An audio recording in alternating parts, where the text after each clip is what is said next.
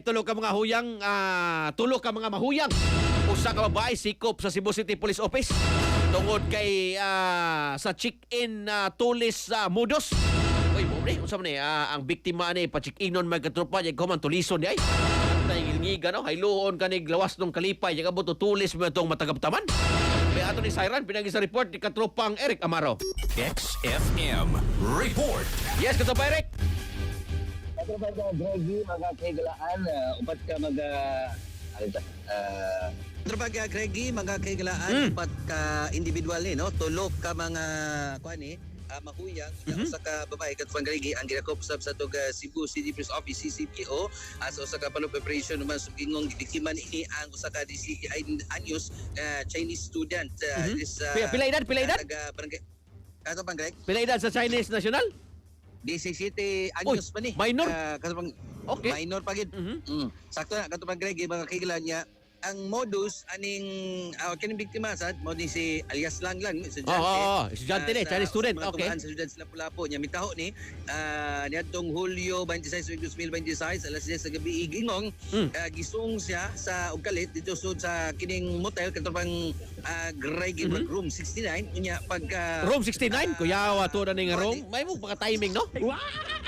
na timing katong pag Greg unya pag batod pa ang kuan ni modus sa mga suspensado katong Greggy dagit sila babae nga mura magplantalya mo to ilang pacheck-inon uban sa langyaw nya check-in dito sa kwarto katong Greggy ang babae pod makikonsabo atong tulo ka mahuyang ablihan yang kwarto while naligo ni or mapapag-ili sa kitipog langyaw nga padung na unta dito sa kumbati katong Greggy exciting part nya wa gyud namingoy ang kining matod pa mga langyaw kay wa pagi ka shuffle katong Greggy ipangtiunan naman na may gusto di Kani mahuyang mo mutio di mo. Unya dagko ni naglawas ni mga bayuta di ay.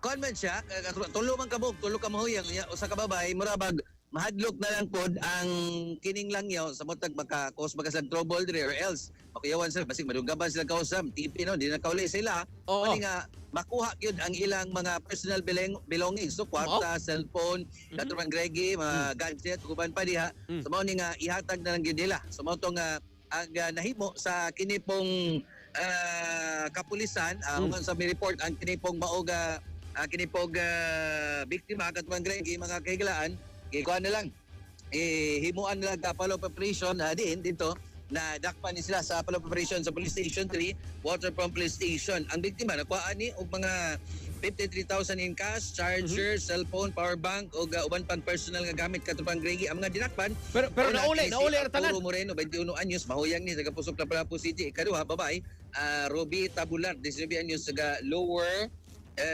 kuani Kamagong Barangay Lahog Cebu City ikatulo laing mahuyang katubang Greggy si Kyle Unding Cabales 22 anyos sa Panagdait Mabolo og si ikapat kining si Ezekiel Gonzaga Siano 20 anyos sa Apas Lahog katubang Greggy mga kigilan po din recover gyud gikan sa mga suspect ang kining matod pa inawat lagi kan usab sa biktima so karon katubang Greggy nadakpan sila ipasnak sa police station dili magatumang sa kaso nga robbery no posible aningon to kaganya si kini pong police Lieutenant Colonel Rodolfo Oriol ipasaka ang kaso so atong gi-presume karong adlaw or nahingpit gid napasaka ang mong kaso batok sa maong mga dinakpan so kadto mga nabiktima so samang modus kadto pag Greg mga sa mo gining kuan pod lokal nga mga turista giawag ni sa CCPO nga mo adto dito sa Abatan CCPO Special Station 3 para sa makapa-blatter o ma-file up ang mga kaso batok aning mga dinakpan isang modus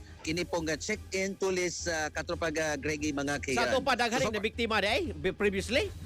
Napoy Korea National nga nakapa-blatter katupang Greg nga pagtuo sa kining ato nga kapulisan napagilain pero wa lang mo reklamo katupang Greg mga kaigan o di ba ka napoy mga lokal nga turista nga nabiktima po na ni pero wala po mo reklamo. So mo ni ilang gingusgan karon nya giawhag lang katong mga nabiktima mo reklamo gyud para kani pang mo magpatong-patong ang kaso ani mong tulo ka mahuyang ug usa ka babae katropaga Greg. Ang gigamit nilang tion kutsilyo ra pod unta.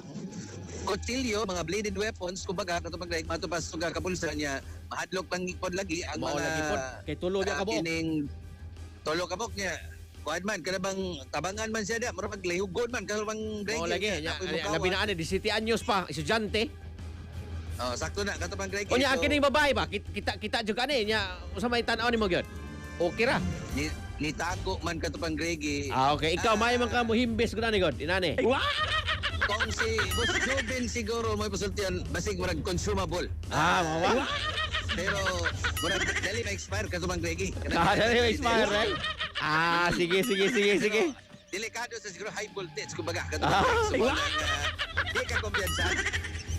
Tumaning kana lang ato ning i-update niya kining palapa operation sa ato kapulisan sa Cebu City Police Office katong Greg para sa masayran kung napabaylay mga nabiktima ani ating maong modus sa tulo ka mahuyang usa ka babae nga mo bisita sa Cebu City Police Office. Mo ito kasikas gikan sa CCP mga katropa.